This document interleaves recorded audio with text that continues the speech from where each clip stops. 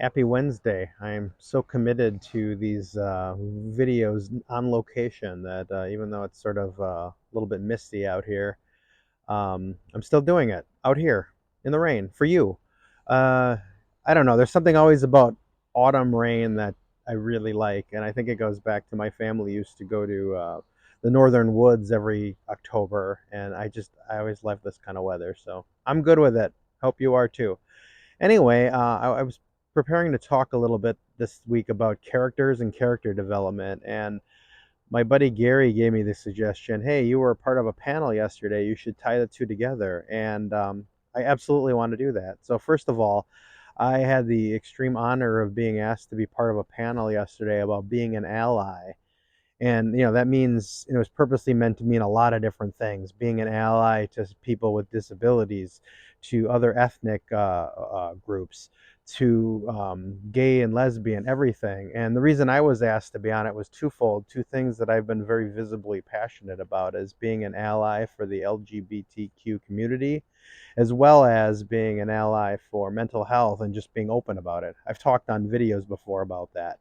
So how does this connect to characters? Well, I think as you're working out the characters in your books, authenticity and relatability, pulling things from your life or the lives around you, goes a long way to making believable characters that people relate to and are connected with. And that's sort of what I've been trying to do.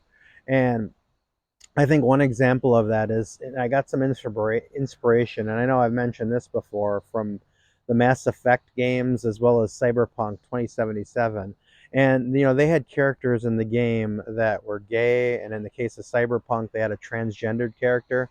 But it's not like they did that in this, ooh, look at us, look what we did, like, sort of that rainbow capitalism kind of way. They did it in a just a completely natural way where these worlds maybe had a bunch of weird stuff going on and inner fighting and all that kind of stuff, but those types of things were not unusual.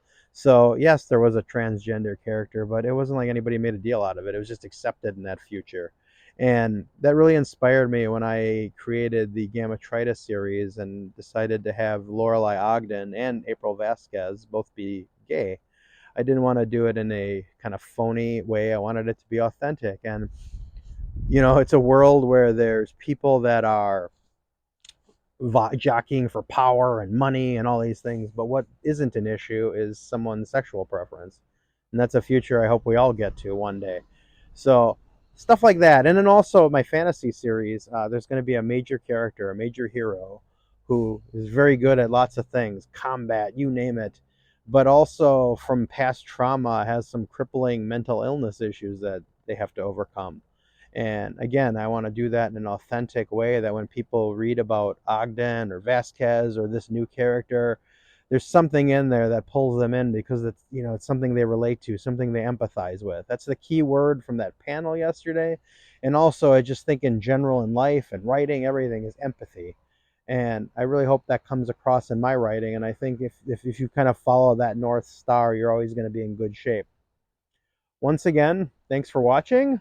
Thanks for, well, you're dry, I'm not, but thanks for living vicariously through me in the rain. And I will talk to you next week. Have a great day.